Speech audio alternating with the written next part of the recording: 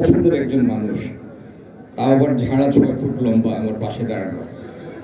তার বক্তব্যের পরে আমার মনে হয় না খুব কারো আগ্রহ আছে কথা শোনার। 2 মিনিটে আমি আমার কথা শেষ করব।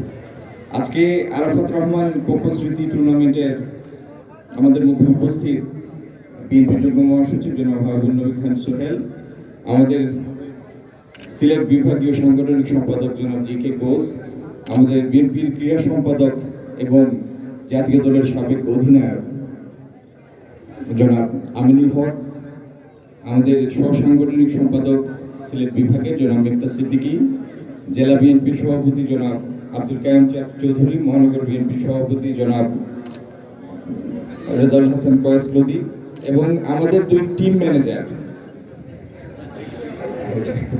ম্যানেজার মহানগরের সাধারণ সম্পাদক এমদাদ হোসেন চৌধুরী এবং জেলার সাধারণ সম্পাদক এমদাদ হোসেন চৌধুরী।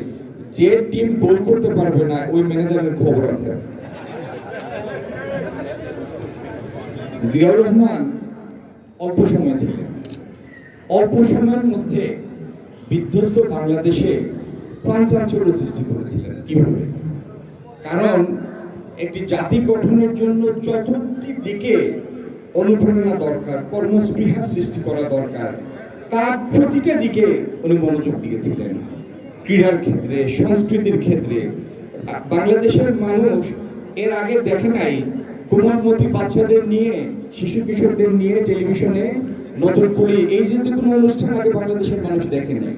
তো ক্রীড়া, সাহিত্য, সংস্কৃতি প্রতিটা ক্ষেত্রে তার এই উদ্যমী অনুপ্রেরণাদায়ক প্রচেষ্টার কারণে এত অল্প সময়ের মধ্যেই মনে হচ্ছিল যে দেশের কোনো ভবিষ্যৎ নাই, ব্যাংক্রাফ্ট একটা দেউলিয়া দেশ, সেই দেশের মধ্যে তিনি প্রাণচাঞ্চল্য সৃষ্টি করেছিলেন, জাতীয়তা বোধ সৃষ্টি করেছিলেন এবং যে দেশটিকে পৃথিবীর বহু প্রতিষ্ঠিত দেশ ডিসকাউন্ট করে দিয়েছিল, যে এই দেশের ভায়াবিলিটি নাই, ফিজিবিলিটি নাই, সেই দেশটি অত্যন্ত অল্প সময়ের মধ্যে নিজের পায়ে দাঁড়িয়েছে।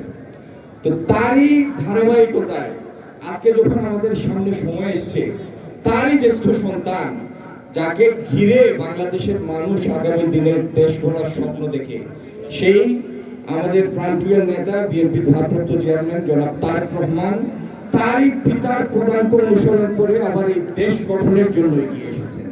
ইনশাআল্লাহ তার নেতৃত্বে এই ধ্বংসপ্রায় দেশটিকে আবার আমরা উন্নয়নের ধারায় নিব এবং এই দেশ সারা পৃথিবীর কাছে তার অস্তিত্বের, তার সমৃদ্ধির পরিচয় দিবে, প্রমাণ দিবে, আওয়াজ দিবে। আজকে এই খেলার সাথে যারা সংশ্লিষ্ট তাদের সবাইকে আমার অন্তঃস্থল থেকে ধন্যবাদ জানাই। আর বিজয়ী এবং অংশগ্রহণকারী টিমের প্রতি আগামী শুভেচ্ছা। সবাইকে অসংখ্য ধন্যবাদ। আসসালামু আলাইকুম।